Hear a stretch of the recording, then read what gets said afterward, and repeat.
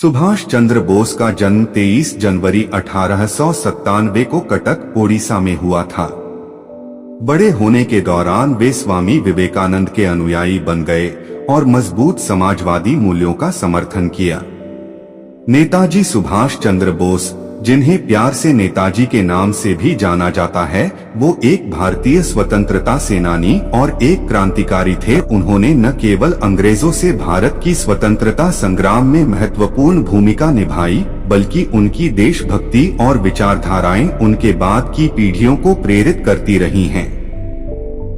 आइए इस वीडियो में नेताजी के अनमोल विचार और मशहूर उद्धरण के बारे में जानते हैं। तुम मुझे खून दो, मैं तुम्हें आजादी दूंगा। मेरे मन में कोई संदेह नहीं है कि हमारे देश की प्रमुख समस्याओं जैसे गरीबी, अशिक्षा, बीमारी, कुशल उत्पादन एवं वितरण का समाधान सिर्फ समाजवादी तरीके से ही किया जा सकता है। याद रखिए, सबसे बड़ा अपराध अन्याय सहना और गलत के साथ समझौता करना है।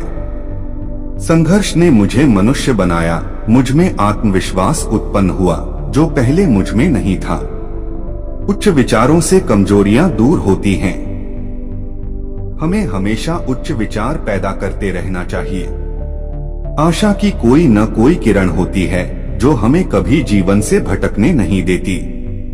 सफलता दूर हो सकती है, लेकिन वह मिलती जरूर है।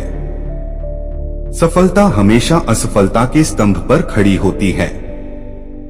इसीलिए किसी को भी असफलता से घबराना नहीं चाहिए। ये हमारा कर्तव्य है कि हम अपनी स्वतंत्रता का मोल अपने खून से चुका। हमें अपने बलिदान और परिश्रम से जो आजादी मिले, हमारे अंदर उसकी रक्षा करने की ताकत होनी चाहिए। एक सैनिक के रूप में आपको हमेशा 3 आदर्शों को संजोना और उन पर जीना होगा: सच्चाई, कर्तव्य और बलिदान।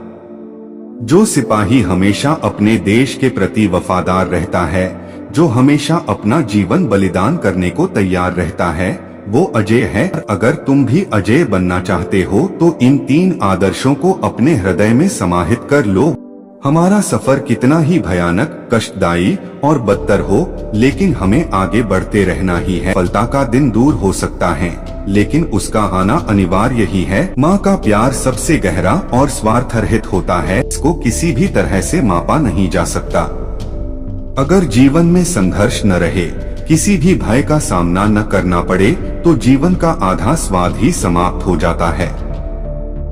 जिसके अंदर सनक नहीं होती, वह कभी महान नहीं बन सकता। जो अपनी ताकत पर भरोसा करते हैं, वो आगे बढ़ते हैं और उधार की ताकत वाले घायल हो जाते हैं।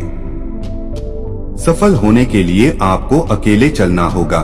लोग तो तब आपके साथ आते हैं जब आप सफल हो जाते हैं। आजादी मिलती नहीं, बल्कि इसे छीनना पड़ता है। सफलता की नींव हमेशा असफलता से ही होकर गुजरती है। एक व्यक्ति एक विचार के लिए मर सकता है, लेकिन वह विचार उसकी मृत्यु के बाद 1000 जीवन में खुद को अवतार लेगा। हमारा कार्य केवल कर्म करना है, कर्म ही हमारा कर्तव्य है। फल देने वाला स्वामी ऊपर वाला है। आज हमारे अंदर बस एक ही इच्छा होनी चाहिए, मरने की इच्छा ताकि भारत जी सके। एक शहीद की मौत, मरने की इच्छा ताकि स्वतंत्रता का मार्ग शहीदों के खून से प्रशस्त हो सके। याद रखें कि अन्याय और गलत से समझौता करने से बड़ा कोई अपराध नहीं। परीक्षा का समय निकट देखकर हम बहुत घबराते हैं, लेकिन एक बार भी यह नहीं सोचते कि जीवन का प्रत्येक पल परीक्षा का है। यह परीक्षा ईश्वर और धर्म के प्रति है। स्कूल की परीक्षा तो 2 दिन की है, परंतु जीवन की परीक्षा तो अनंत काल के लिए देनी होगी। उसका फल हमें जन्म जन्मांतर तक भोगना पड़ेगा। इतिहास के इस अभूतपूर्व मोड़ पर मैं आपसे यह कहना चाहता हूं कि अपनी अस्थायी हार से निराश न हो, हंसमुख और आशावादी बने।